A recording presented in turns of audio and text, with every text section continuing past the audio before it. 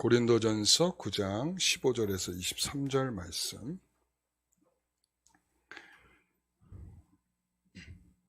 제가 읽겠습니다. 그러나 내가 이것을 하나도 쓰지 아니하였고 또 이 말을 쓰는 것은 내게 이같이 하여 달라는 것이 아니라 내가 차라리 죽을지언정 누구든지 내 자랑하는 것을 헛된 대로 돌리지 못하게 하리라. 내가 복음을 전할지라도 자랑할 것이 없음은 내가 부득불 할 일임이라. 만일 복음을 전하지 아니하면 내게 화가 있을 것이로다. 내가 내 자의로 이것을 행하면 상을 얻으려니와 내가 자의로 아니한다 할지라도 나는 사명을 받았노라. 그런즉 내 상이 무엇이냐? 내가 복음을 전할 때에 값없이 전하고 복음으로 말미암아 내게 있는 권리를 다 쓰지 아니하는 이것이로다. 내가 모든 사람에게서 자유로우나 스스로 모든 사람에게 종이 된 것은 더 많은 사람을 얻고자 함이라. 유대인들에게 내가 유대인과 같이 된 것은 유대인들을 얻고자 하며 율법 아래에 있는 자들에게는 내가 율법 아래에 있지 아니하나 율법 아래에 있는 자같이 된 것은 율법 아래에 있는 자들을 얻고자 하며 율법 없는 자에게는 내가 하나님께는 율법 없는 자가 아니요 도리어 그리스도의 율법 아래에 있는 자이나 율법 없는 자와 같이 된 것은 율법 없는 자들을 얻고자 함이라. 약한 자들에게 내가 약한 자와 같이 된 것은 약한 자들을 얻고자 하며 내가 여러 사람에게 여러 모습이 된 것은 아무쪼록 몇 사람이라도 구원하고자 함이니 내가 복음을 위하여 모든 것을 행함은 복음에 참여하고자 함이라. 아멘. 오늘 함께 나눌 말씀의 제목은 그렇게까지 해야 할 이유라는 제목으로 말씀을 함께 나누겠습니다. 우리가 교회론에 대해서 2주 동안 말씀을 하지 않았습니까? 우리 정경희 여름 성경학교 하느라고 그래서 2주 만에 우리가 이 말씀을 다시 고린도전서의 말씀을 보게 되었는데 우리가 그때 제가 드렸던 말씀은 뭐냐면 사도 바울은 권리를 포기했다. 권리를 포기했다. 그랬을 때 성도들은 어떻게 해야 된다? 권리를 존중해야 한다. 그랬죠. 존중해야 한다. 그랬죠. 그러니까 사도 바울이 권리를 포기했으니까 당신은 권리가 없어요. 라고 생각하면서 권리를 뭉개버리면 안 되고 그 권리가 있다라고 하는 것을 존중해 줘야 된다라는 것으로 우리가 그때 말씀을 나누었습니다. 자, 그러면 오늘은 그렇게까지 권리를 포기할 이유가 뭐냐? 사도 바울이 자유를 포기하고 지식을 포기하고 권리를 포기하고 하는 이유가 과연 어디에 있는가라는 것으로 말씀을 오늘 보겠습니다. 첫 번째는 나 같은 사람이 받을 상을 위한 것이다. 나와 같은 사람이 받을 상을 위한 것입니다. 우리 15절 말씀 같이 한번 읽어볼까요? 그러나 누구든지 내 자랑하는 것을 헛된 것으로 돌리지 말라 이랬습니다. 사도 바울이 내가 자랑하는 것이라고 하면서 자랑을 말하고 있어요. 내 자랑하는 것에 대해서 말씀하고 있고, 자 16절 같이 한번 또 보겠습니다. 내가 복음을 전할지라도 자랑할 것이 없음은 내가 부득불할 일임이라.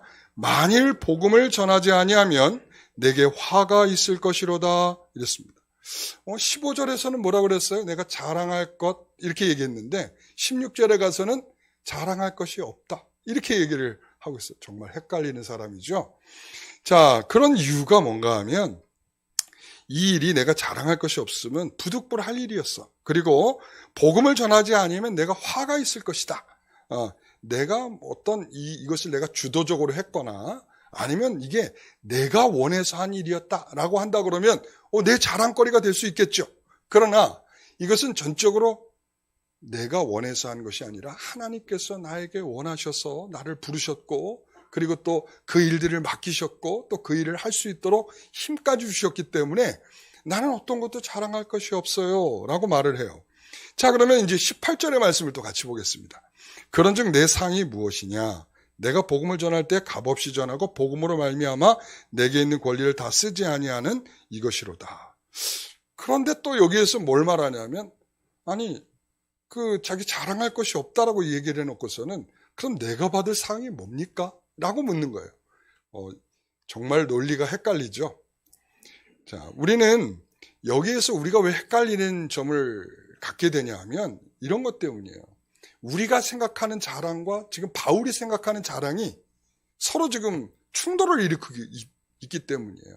그러니까 우리의 자랑은 뭐냐라고 물어보면 우리의 자랑은요, 우리가 더 가진 것이고 풍부해진 것이고 성공한 것이고 라고 말을 하는데, 지금 사도 바울이 말하는 자랑은 그런 것과는 전혀 상관이 없는 것이죠. 그래서 이 고린도 교회 같은 경우에는 이 엘리트주의자들이 있었잖아요. 그래서 우리가 좀 더 권세를 가졌고, 우리가 좀 더 배웠고, 우리가 좀 더 힘이 있고, 이런 사람들이 이 자신들의 어떤 가지고 있는 강함을 자랑하고 있는 것이라면, 사도 바울은 그렇게 말하고 있지 않거든. 사도 바울은 그런 자랑을 말하고 있지 않아요. 그러면 바울은 무슨 자랑을 말하고 있는 것입니까? 라고 말하면, 하나님이 나를 통하여, 나라고 하는 존재는 어떤 사람이에요? 나라고 죄인이죠. 죄인된 나를 구원하셔서 하나님의 거룩한 나라의 교회를 위해서 나 같은 자를 쓰고 계시다라고 하는 것이 자랑이라는 거예요. 나 같은 자를 쓰고 있다. 여러분, 고린도전서 1장 31절에 보면 자랑은 어떻게 한다고요? 주 안에서 자랑한다. 이 예레미야의 말씀을 인용해서 사도 바울이 말씀하고 있는 것인데요. 여러분, 그렇기 때문에 자기는 어떤 사람이라는 거예요? 나라고 하는 존재를 생각한다면 나는 죄인이라는 거예요. 나는 죄인이다. 우리가 바울의 편지 속에서 보게 되면 바울이 스스로를 뭐라고 그래요? 나는 죄인의 괴수다. 그리고 또 나는 만삭되지 않은 가운데 태어나게 된, 나는 정말 팔삭동이다. 칠삭동인지 팔삭동인지 모르겠지만 아무튼 나는 만삭되지도 못한 상태에서 태어난 모자란 인생이다. 이제 그런 표현을 쓴단 말이죠. 그런데 그런 내가 그 엄청난 은혜를 받아서 그 받은 은혜로 하나님의 영광을 위해 사용된다는 것, 이게 내가 가지고 있는 자랑이다 라는 말을 하고 있는 것입니다. 우리는 바울의 이력을 보면 바울은 정말 위대한 사도다. 먼저 우리는 거기서 이렇게 기죽잖아요. 그죠? 그렇지 않아요? 예, 사도 바울은 가말리알 문화에서 그 당시에 최고의 학문을 한 이런 사람이니까 하나님이 그러니까 이 사도 바울 같은 사람 부르셨을 거야. 이 생각을 한단 말이죠. 그리고 또 그는 성경을 몇 권이나 기록했어요? 13권이나 기록했잖아요. 그러니까 정말 위대한 사람이다. 이렇게 얘기를 하겠지만, 그러나 사실은 그런 이면에는 어떤 모습들이 숨어 있는가 하면, 여러분, 사도 바울이 왜 편지를 썼겠어요? 편지를 쓴 이유가 뭐예요? 자기가 개척을 했어. 개척을 하고 복음을 전하고 그 가운데 직분자도 세워놓고 그리고 교회를 떠났어. 그런데 얼마 지나지 않아서 어떤 일이 생겨요? 문제가 막 생기는 거야. 자기가 가르쳤던 복음 이런 것과 전혀 상관없는 그런 일들이 벌어지고 있죠. 그러니까 사도 바울이 어떻게 편지를 써야지. 이 문제, 자신이 개척한 교회가 문제가 생겨서 어쩔 수 없이 쓰게 된 게 뭐예요? 이 편지예요. 이게 사도적 복음이기 때문에, 사도적 가르침이기 때문에 이것이 우리에게 있어서 하나님의 계시가 된 것이고, 이 계시된 것이 우리에게 성경적 가치가 있기 때문에 이것이 우리에게 성경으로 된 것이죠. 그러나 그것을 쓰게 된 배경 속에서 보면 개척한 것이 부족한 교회의 모습으로 나타났기 때문에 그 교회를 위해서 쓴 것이 편지죠. 고린도전서 어떻습니까? 고린도전서 왜 썼어요? 우리가 지금 계속 보고 있지만 이 고린도전서에는 사고 뭉치들이 가득해요. 그리고 본인이 가르쳤던 복음과는 전혀 다른 방향으로 교회가 흘러가고 있어요. 그러니까 이런 교회에 대해서 이 복음을 전하기 위해서, 다시금 가르치기 위해서 이 고린도전서를 쓰고 있는 거죠. 거기다가 또 자기가 복음을 전해서 자기 사도로서 복음을 전했던 교회인데 그 사도성마저도 부인받고 있는 게 바로 이 고린도 교회 아니겠어요? 그러니까 자신은 굉장히 위대한 사도처럼 이렇게 보일지 몰라도 그 이면으로 들어가 보면 그는 문제가 많은 그런 상황에 놓여 있단 말이죠. 여러분, 어떤 사람들이 그러더라고요. 사도 바울은 정말 하나님의 큰 은혜를 경험한 사람이라고. 그렇죠? 우리 다 인정하잖아요. 다메섹에서 예수님을 만나게 되잖아요. 그러니까 주님께서 그를 찾아봐 주신 거 보니까 이 주님께서 얼마나 그를 중요하게 생각하고 얼마나 그를 부르고 싶으셨으면 직접 와서 부르셨을까. 이제 이런 얘기를 한단 말이죠. 그런데 그거는 굉장히 얄팍한 생각일 수 있어요. 오히려 그것을 뒤집어서 보면 이렇게 얘기할 수 있죠.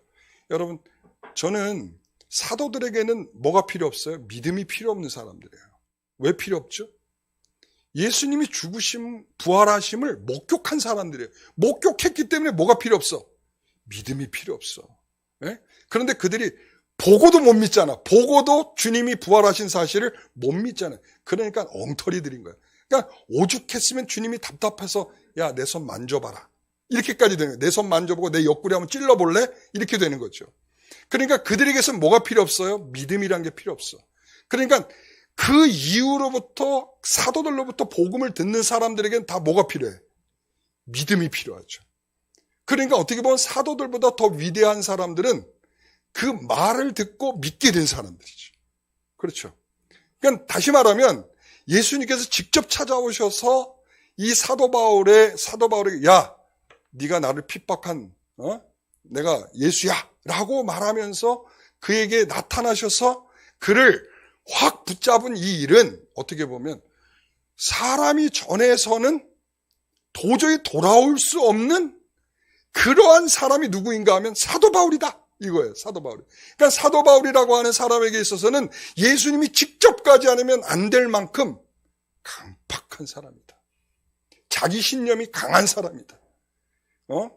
그래가지고 뭐 하나에 빠지면 정신을 차리지 못해서 이 빠진 것 가운데서 헤어날 수 없는 입장에 있는 사람이 누구냐? 사도 바울이다 이거예요. 그렇기 때문에 주님이 직접 가서, 그래서 제가 일부 예배 때도 그랬어요. 우리가 주님께서 빛을 먼저 딱 비추시잖아요. 다메섹에서 만나실 때. 그러면 그 빛이 비춰지게 됐을 때 그는 이게 웬 신비한 빛이야. 그러면서 이 빛을 바라보면 안 되는 것인데 이 빛을 바라보게 되죠. 그렇죠? 그래서 눈이 어두워지게 된 이유가 뭔가 하면 저는 그렇게 생각해요. 그 빛을 빤히 쳐다본 거야. 그 고집스러움이죠. 사도 바울의 고집스러움은 진짜 끝까지 아주 그냥 장렬한 모습으로 나타나는 거죠. 그러니까 바울은 바로 그런 게 자신의 자랑인 거예요. 주님이 나를 직접 오셔서 나를 부르셨다. 이게 자랑이 아니고 예수를 증언하던 자를 잡고 죽이던 강팍한 심령이었던 나를 부르셔서 그런 나를 부르셔서 정말 죄인된 나를 부르셔서 나에게 그와 같은 사명을 주신 그것이 나에게는 자랑이다. 이런 거예요. 여러분 사도 바울이 육체의 가시가 있었잖아요. 그렇죠? 그래서 3번이나 기도했잖아요. 그래서 하느님 저 이 육체의 가시 좀 제거해 주세요 라고 기도를 했을 때 주님께서 뭐라고 말씀하시죠? 고린도후서 12장 9절 10절의 말씀을 보면 내 은혜가 내게 족하다 이렇게 말씀하셨어요. 그리고 도리어 크게 기뻐함으로 자, 이 능력이 약한 데서 온전해짐이라 하신지라 그러므로 도리어 크게 기뻐함으로 왜 기뻐했다고요? 내 은혜가 내게 좋게 야, 나 너한테 고쳐줄 마음 없어. 이 말이거든요, 지금. 근데 뭐라고 말하냐면 도리어 마음이 어때요? 기뻐. 이렇게 말해요. 도리어 마음이 기뻐. 할렐루야. 나의 여러 약한 것들에 대하여 자랑하리니 이는 그리스도의 능력이 내게 머물게 하려 함이라. 약한 것들에 대하여 오히려 뭐 한다고요? 자랑한다. 약한 것을 자랑한다. 예? 그러면서 그 다음 절에 뭐라고 그러냐면 그러므로 내가 그리스도를 위하여 약한 것들과 능력과 궁핍과 박해와 곤고를 기뻐하는 이는 내가 약한 그때에 강함이라. 지금 사도 바울의 자랑은 뭔가 하면 여기에요. 그러니까 내가 이런 어려움을 겪게 된 이 곤고와 오히려 오해를 받고 힘겨운 지금 사투를 벌이듯이 지금 내가 복음을 전하고 왜 하나님께서 나를 부르셨으면 그냥 하이웨이 고속도로를 쫙 달리듯이 내가 복음을 전하기만 하면 내가 가는 곳마다 대환영을 받고 막 이런 것들이 생각을 우리가 하게 될 텐데 이게 아니라 가는 곳마다 걸그덕거리는 거야. 가로막고 방해하는 사람들이 늘 있어. 그리고 복음을 전하려고 하면 죽음의 위기까지 와. 매를 진탕 맞아 죽을 위기도 가고 감옥에 갇히기도 하고 파손되기도 하고 여러 위기를 만나면서 어려움을 겪는단 말이죠. 그런데 사도 바울이 뭐라 내가 그럼에도 불구하고 하나님께 계속 쓰임받고 있다는 것이 내 자랑이고 그 자랑이 곧 내 상이다. 이렇게 말하고 있는 거예요. 여러분, 나사가 좀 빠진 사람 같지 않아요? 예? 나사가 정말 빠졌죠. 도대체 이 나사 빠진 사람 도대체 이게 어떻게 된 사람인 거예요? 아니 정말 가말리엘 문화에서 공부한 사람 맞아요? 예? 정말 그렇게 놀라운 논리학을 공부하고 이 말하는 학문을 공부하고 이런 사람 맞냐 이거죠. 도대체 이런 개연성을 전혀 논리적인 개연성을 찾아볼 수 없는 이런 표현들이 계속 등장한다는 것이죠. 이게 바로 사도 바울에게 있어서는 자랑이라는 거예요. 여러분 누구도 약한 것을 자랑하지 않습니다. 약한 것 있으면 자랑할 사람 없어요. 나 아파. 아프면 자랑할 사람 있어요?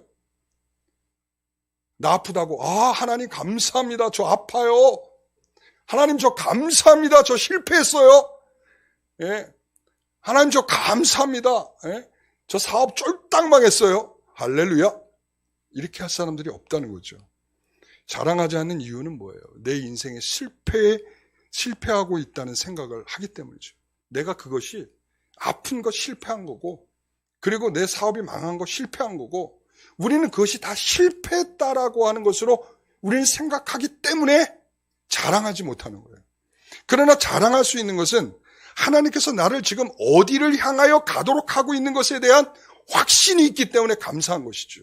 지금 내가 사업이 안 됐더라도, 내가 지금 뭔가 몸이 아프더라도 하나님이 나를 가게 하시는 그 방향이 어딘지에 대한 확신이 있기 때문에 내가 지금 가는 이것이 지금 이것 자체가 내가 실패로서가 아니라는 것이죠. 여러분 그래서 바울은 이렇게 말해요. 약한 것들, 능욕받고 궁핍받고 박해받고 권고를 뭐한다? 기뻐한다.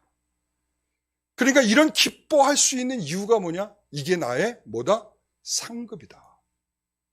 여러분 내 은혜가 내게 족하다는 말을 들으면서 그 길을 포기하지 않고 계속 걸어가며 복음의 일에 동참하고 있다는 것, 어떤 의미에서 부득불 가는 것 같죠? 내가 화가 미칠 것 같아서 내가 그것을 두려운 마음에 가고 있는 것처럼 보이죠? 그러나 아니에요. 뭐라고 말하면 분명한 것은 바울에게 그 가는 길이 기쁘다. 이렇게 말해요. 기쁘다. 여러분 마치 예수님께서 산상수훈에서 팔복을 말씀하시면서 마지막 8번째 복 이후에 추가적인 설명을 하시듯이 말이죠. 마태복음 5장 11절 12절 말씀 같이 읽어봅니다. 나로 말미암아 너희를 욕하고 박해하고 거짓으로 너희를 거슬러 모든 악한 말을 할 때에는 너희에게 복이 있나니 기뻐하고 즐거워하라. 하늘에서 너희 상이 큼이라. 너희 전에 있던 선지자들도 이같이 박해하였느니라. 아멘. 바울은 예수님께서 이처럼 생각한 박해를 받는 그 일을 통해서 기뻐하라. 어떻게 기쁠 수가 있겠어요? 어떻게 기뻐할 수가 있겠어요? 예? 우리가 실패한 그 일을 보면서 어떻게 기뻐할 수 있겠어요? 어떻게 우리가 아픈 그 일을 보면서 내가 어떻게 기뻐할 수 있겠어요?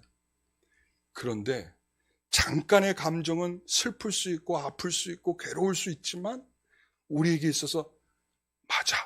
하나님께서는 가장 지혜로우신 분이니까 우리에게 가장 좋은 길로 우리를 인도하고 계셔.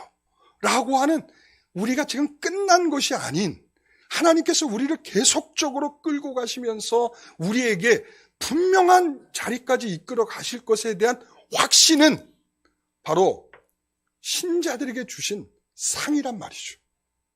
여러분, 우리가 세상 사람들은 그런 생각 안 해요. 실패하면 끝난 거야. 그래서 자살하기도 하고 그렇게 사는 거죠. 그러나 우리에게 있어서는 그것이 끝이 아니야. 왜? 이것은 하나님이 나를 더 인생의 맛을 보게 하시고 그리고 더 하나님의 가치를 생각하며 그 길을 가게 하시는 하나님이 우리에게 주시는 참된 지혜의 길이라고 믿고 있기 때문이죠. 나같이 약한 자를 사용하시는 것, 이것이 상이란 말이죠. 여러분 그렇게 생각하십니까? 안 들죠 그렇게.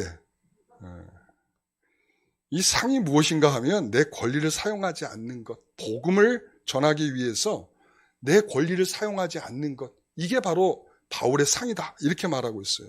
그러나 우리의 자랑은 자꾸 충돌하고 있다고 그랬죠.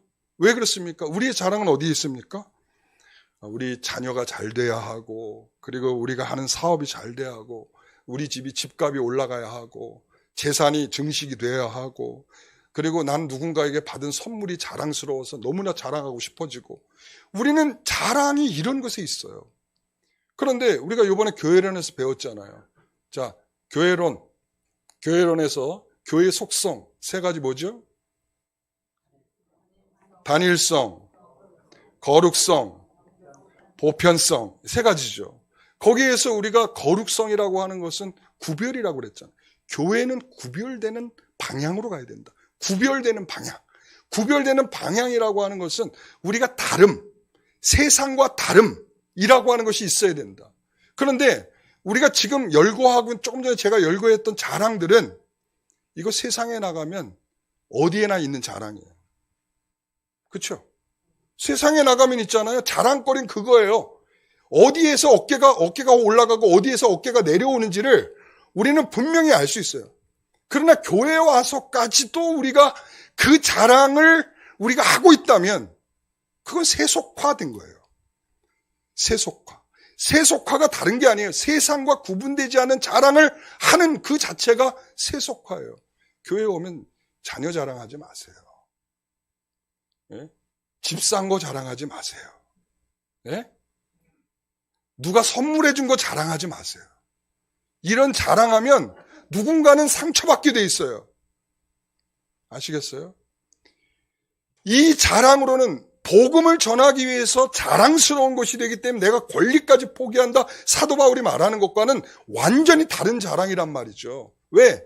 이 자랑은 누군가가 상처를 받고 있는 자랑이야. 예? 집 못 산 사람 자랑, 선물 못 받은 사람 상처받는 거고요. 네? 그렇지 않겠어요? 그래서 우리는 주께서 나를 통해 일하는 것, 복음을 전하는 것, 나를 사용한다는 것만으로도 나는 어떻게 돼도 좋다. 이것이 바울의 자랑이에요. 나는 어떻게 돼도 뭐라고요? 좋다. 이거예요. 그게 바로 내가 궁핍에도 처하고 권고에도 처하고 내가 오해도 받고 하는 그 모든 일들이 바로 난 어떻게 돼도 좋다. 안 고쳐주셔도 좋다. 쫄딱 망해도 좋다. 할렐루야. 네. 쉽지 않아요. 그러니까 사도 바울이 3차 전도여행을 돌아오면서 분명히 그는 묶이고 잡힐 줄 알았잖아요. 그렇죠? 그래서 예언하는 사람들이 사도 바울을 만나면 다 뭐라고 그래요? 가지 마세요. 제가 환상에 봤는데 당신이 묶이는 환상을 봤어요. 그러니까 예루살렘에 가지 마세요. 그때 사도 바울이 뭐라고 그래요? 나는 죽어도 좋다. 난 죽어도 좋다. 주께서 나에게 가게 하시는 것은 나는 분명히 내가 확신을 갖고 있다. 난 로마까지 갈 거다. 그러니까 땅끝까지 복음을 전해야 할 그의 사명에 있어서는 지금 예루살렘에서 잡히는 것 상관없다. 그래도 좋다. 지금 그런 생각을 하고 있는 거예요. 여러분, 이게 바로 사도 바울의 상급이라는 거예요. 우리가 생각하는 상하고는 너무 달라. 우리가 그동안 신앙생활 잘하고 우리가 헌금 많이 하고 그러면 우리가 복 받는다라고 얘기하던 우리의 상급과는 전혀 다르다는 거예요. 우리가 이러한 일을 겪으면서도 그 길을 멈추지 않고 갈 수 있는 그것이 우리에게 뭐다? 상이다. 지금 그 말을 하고 있는 것입니다. 여러분, 저에게도 그런 생각이 있어요. 하나님께서 나 같은 자를 목사로 세우셨다라고 하는 대목에 항상 저는 큰 상을 받고 있는 것 같아요. 누구도 저에 대한 예언을 한 번도 목사로 한 적은 아무도 없었잖아요. 그런데 제가 목사가 됐다라고 했을 때, 제가 목사가 되어서 이번에도 우리 여름 성경학교를 준비하면서 고된 씨름을 했잖아요. 여러분들한테 건 40페이지 이상 되는 그런 노트를 만들어 드리느라고 여러분 이 씨름을 하면서 있을 때에 제가 그런 생각을 했어요. 내가 이것을 깨달을 수 있게 하신 하나님의 은혜가 나에게 상이다. 그리고 이 깨닫게 된 것을 성도들한테 나누려고 하는 이 마음을 갖는 것도 나에게 상이다. 그리고 성도들이 그것을 배우려고 힘쓰고 있는 그것도 상이다. 전 이렇게 보는 거예요. 하나님께서 우리에게 이렇게 상을 주고 계신다라고 생각하니까 그 모든 일이 기쁜 거예요. 그러나 실질적으로는 몸은 고되거든요. 몸은 고돼요. 왜 그렇습니까? 하루에 막 제가 얘기 드렸잖아요. 18시간, 어느 때는 20시간을 앉아가지고 코박 앉아서 제가 그래서 어깨 통증이 요즘에 되게 더 심해졌고, 그리고 허리가 더 심하게, 지금 고관절이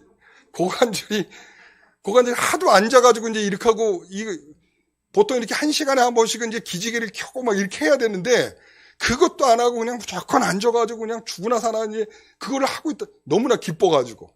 그렇게 하다 보니까 몸은 그런데 몸은 힘들어지고 몸은 망가져가고 하는 것들이 경험이 되더라고요. 그런데 기쁘다. 왜 그런가 하면 우리 성도들하고 나눌 생각을 하니까 너무 기쁘고, 나에게 이런 은혜를 주셔서 내가 깨닫게 하신 거 너무 기쁘고, 다른 게 뭐가 상이냐? 다른 거 다 필요 없다. 아멘도 없어요. 그죠? 자, 그런 나에게 상이 무엇입니까? 나와 같은 죄인을 이와 같은 일에 참여시키고 계시다라고, 이 자체가 나에게는 큰 상이다. 이런 생각을 하게 되는 거죠. 여러분, 그래서 사도 바울이 이런 말을 해요. 감옥에서 불편한 인생을 살고 있는 빌립보서가 우리가 옥중서신 아니겠습니까? 그래서 이 옥중서신에서 이 4장에 굉장히 우리가 좋아하는 말씀이 있잖아요. 내게 능력 주시는 자 안에서 모든 것을 할 수 있다. 우리는 이 말을 마치 우리가 하나님 우리에게 능력 주셔서 우리가 나가서 울트라 짱, 우리가 정말 모든 걸 힘있게 다 감당하게 해달라는 것처럼 우리가 생각할 때 이 말씀을 인용을 하거든요. 아니에요. 이 말씀은 그런 의미에서 쓰고 있는 게 아니에요.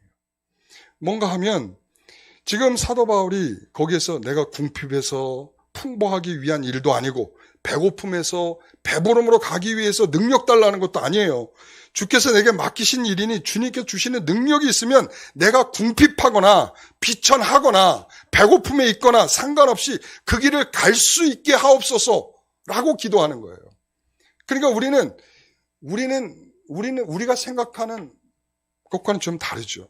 바울은 하나님께서 나에게 복음을 맡기셨으니 나는 매어도 좋습니다. 감옥에 갇혀도 좋습니다. 오해를 받도 좋습니다. 죄수의 신분이어도 좋습니다. 자신을 죽이려고, 나를 죽이려고 40명의 사람들이 먹지도 마시지도 않고 그렇게 버티고 있는 상황이어도 좋습니다. 내가 압송되어서 가이사랴로 끌려가도 좋습니다. 무엇인지 받을 수 있습니다. 그것을 증명하면서 사용되는 것이 바로 여기서 상이다. 이렇게 말하고 있는 것입니다. 여러분, 두 번째는 왜 이러한 권리와 자유와 이런 것들을 포기하느냐? 두 번째는 사람을 얻고자 하는 그의 노력입니다. 사람을 얻고자 하는 것이다. 19절의 말씀 같이 읽어봅니다. 내가 모든 사람에게서 자유로우나 스스로 모든 사람에게 종이 된 것은 더 많은 사람을 얻고자 합니다. 내가 자유가 있지만 내 자유를 포기하는 것은 더 많은 사람을 얻기 위함이에요 라고 말하는 거예요. 자, 그래서 20절에서 22절까지 말씀 같이 읽어봅니다. 유대인들에게 내가 유대인과 같이 된 것은 유대인들을 얻고자 하며 율법 아래 있는 자들에게는 내가 율법 아래 있지 아니하나 율법 아래 있는 자 같이 된 것은 율법 아래 있는 자들을 얻고자 하며 율법 없는 자에게는 내가 하나님께는 율법 없는 자가 아니요 도리어 그리스도의 율법 아래 있는 자이나 율법 없는 자와 같이 된 것은 율법 없는 자들을 얻고자 함이라. 약한 자들에게 내가 약한 자와 같이 된 것은 약한 자들을 얻고자 하며 내가 여러 사람에게 여러 모습이 된 것은 아무쪼록 몇 사람이라도 구원하고자 함이라. 여기서 사도 바울이 무슨 카멜레온 것처럼 느껴지죠. 여기 가면 이 색깔, 저기 가면 저 색깔, 마치 이렇게 바꿔서 거기에 순응하고 적응하며 살아가는 것처럼 보이지만 사도 바울의 목적은 거기에 있는 게 아니에요. 내가 그 사람들처럼 되겠다라고 하는데 목적이 있는 게 아니고 내가 그 사람들처럼 돼서 얻고자 하는 결과가 뭐예요? 사람을 얻는 거예요. 여기 사람을 얻는다는 것은 그들로 구원의 길에 내가 사용되기를 원한다. 이런 말이죠. 여러분, 그래서 바울은 자신이 가진 지식도 권리도 자유도 포기할 수 있다라고 말하는 것입니다. 자신을 위해 쓰지 않고 무엇을 위해 쓰겠다는 거예요. 내가 그 사람들처럼 되겠다라고 하는 것은 내가 가지고 있는 권리를 나의 유익을 위해서 쓰지 않고 누구를 위해서? 그들을 위해서. 율법 없는 자면 율법 없는 자, 율법을 가진 사람은 율법을 가진 자, 약한 자면 약한 자, 그 사람들을 위해서 쓰겠다 이거예요. 그러니까 사도 바울은 이웃을 위해 쓴다는 원칙을 갖고 있어요. 내 자유와 권리와 지식을 뭘 위해서?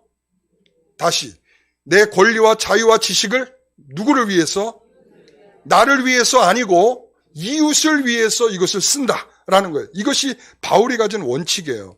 그래서 남을 존중하는 원리를 가지고 있는 것이고 모든 사람의 관계의 법칙이 바로 이거예요. 내가 이렇기 때문에 포기할 수 있다. 이 말을 하는 거예요.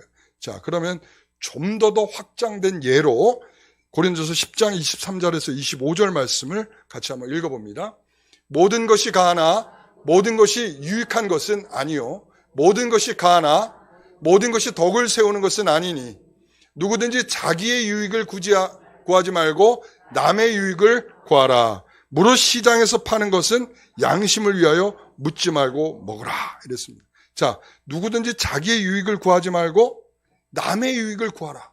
자, 여기에서 먼저 말하는 모든 것이 가하나 모든 것이 가하지 않는 것은 모든 것이 유익하지 않다라는 거예요. 그렇기 때문에 나의 유익이 아닌 이웃의 유익을 위해서 먼저 내가 생각하겠다라는 말이죠.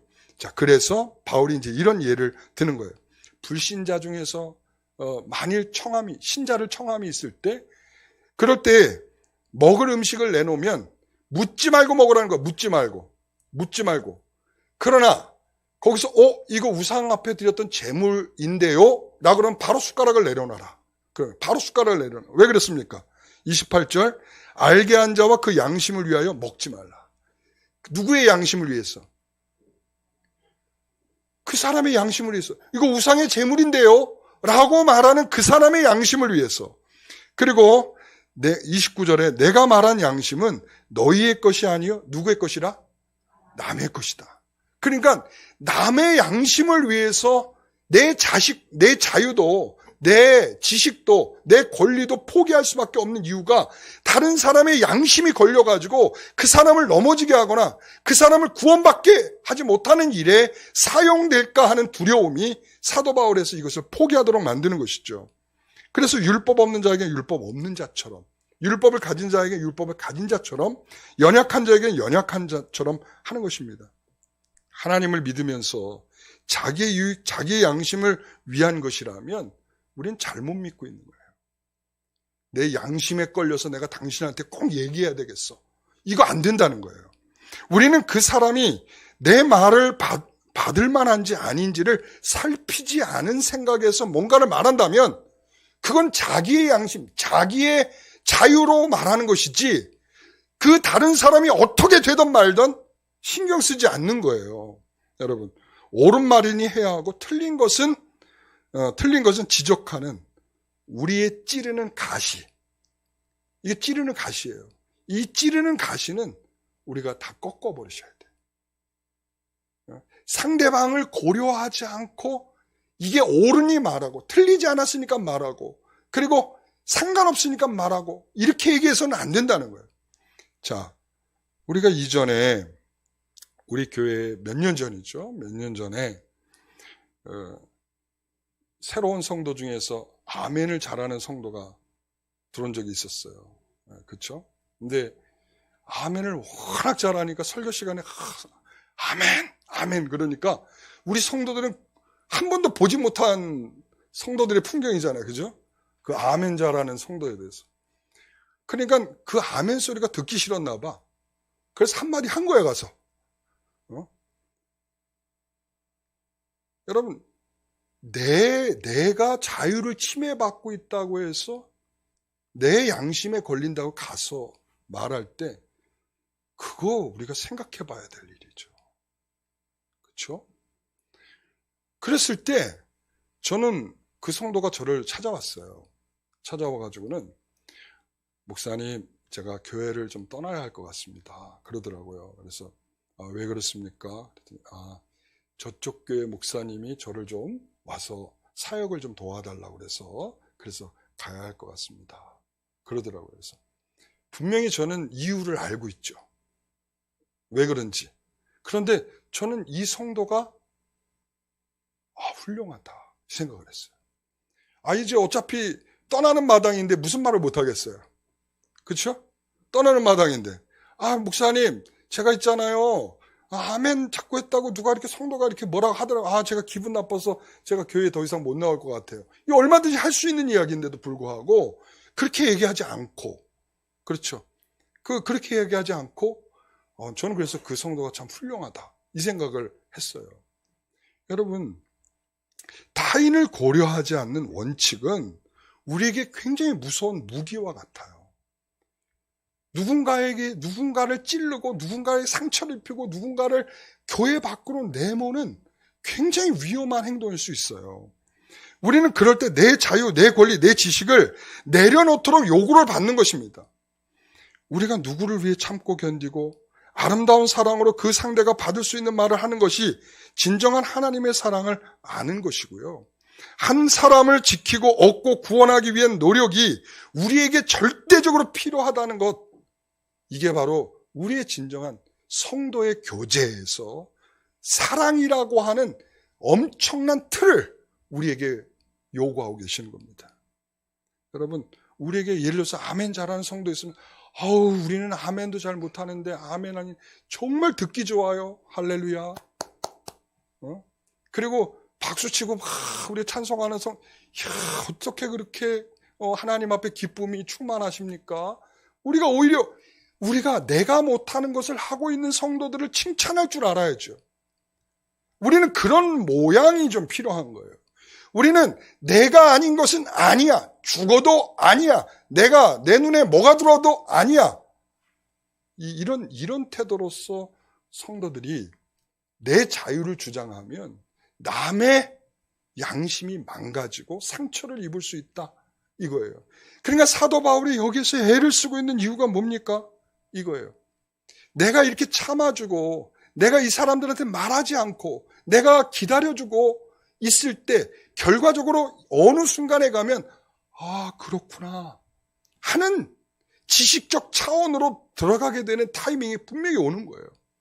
그러니까 우리는 그것까지 좀 참고 기다려줄 수 있는 그런 우리의 모양이 좀 필요하다. 그게 신자다움이다. 그게 바로 상이다. 이거예요. 그게 바로 상이다. 바로 사도 바울이 지금 말하고 있는 상은 이 거창한 것일 수 있지만 우리가 생각할 수 있는 것은 뭐냐면 우리는 성도들과의 관계에서 우리는 이 가운데 참고 기다려주고 오래 참아주고 겸손해지고 사랑으로 관용하고 사랑에 매는 줄로 성령이 하나 되게 하신 것을 힘써 지키고 하는 이 일을 위해서 힘쓰는 것, 이게 바로 우리에게 있어서 상이다. 우리가 천성을 향해 가고 있는 성도들이라면 그 길을 가는 자답게, 그 방향을 향해서 가는 자답게 우리가 바라보면서 가는 것은 천성인데 마치 행동은 이 세속적인 생각과 세속적인 틀을 벗어나지 못한 그런 틀 속에서 우리가 하고 있던 그 상이 없는 거예요. 그 사람에게 지금 상이 없는 거예요. 여러분, 우리는 이미 천성을 바라보는 순간 이 세상에서는 그 천성의 누림을 누리고 있는 성도들인 거예요. 그러니까 이 천성의 누림이 바로 우리는 사도 바울이 말하는 것처럼 이런 가운데서 누리게 되는 거죠. 사랑하는 성도 여러분, 우리가 이러한 바울이 권리를 내려놓는 것은 나 같은 죄인을 사용하여 어떤 형편에 처해도 그 놀라운 열매를 맺도록 하시는 것이 상인 줄 믿고 내가 포기한 자유와 권리를 통해 그리스도의 사랑의 충만함을 경험하게 될 불신자들이나 성도들의 성숙함을 생각하니까 우리가 그 가운데 감사가 있는 것입니다. 오늘 우리 모두가 그런 은혜 가운데 있기를 간절히 소원합니다. 우리는 지상의 지교회지만 우리는 본교회, 공교회를 바라보는 지상의 교회들이에요. 그러니까 공교회는 구원받은 성도들의 완전성이 확보되어 있는 교회라면 지금 우리는 불안정성 속에 우리는 모자람과 그런 모습을 갖고 있는 거죠. 그렇기 때문에 그 모자람은 천성의 교회를 바라보면서 지상의 교회를 이해하고 받아들이고 관용할 줄 아는 마음으로 가는 것이 참된 성도의 모습이다. 이렇게 말할 수 있습니다. 우리가 모두 그런 성도들이 되시기를 간절히 축원합니다. 기도하겠습니다. 하나님 감사합니다. 이처럼 사도 바울이 가졌던 권리를, 자유를, 그리고 또한 지식을 내려놓고 누군가를 얻기 위한 몸부림을 치는 것을 보게 될 때 참으로 우리의 모습과 다름이 있습니다. 또한 어떠한 어려움 속에서라도 그 길을, 나를 부르신, 죄인인 나를 부르신 그 은혜에 감격하고 감사하여 그 길을 걸어가게 하시는 하나님의 은혜가 자신에게 상인 줄 알고 참으로 기쁨으로 그 길을 걷고 있는 그 모습은 세상의 자랑으로 가득 찬 우리들의 모습과는 사뭇 다르게 느껴집니다. 하나님, 우리는 참으로 이러한 부분들에 교정이 필요하고 새로워지는 모습들이 필요한 줄 믿습니다. 우리가 참된 구원받은 성도라면 구원받은 성도의 길을 걷게 하여 주시고 그 가치로 이 세상을 살아갈 수 있는 그런 참된 믿음이 있게 하여 주시옵소서. 모든 것 주님 앞에 감사하며 예수님의 이름으로 기도드리옵나이다.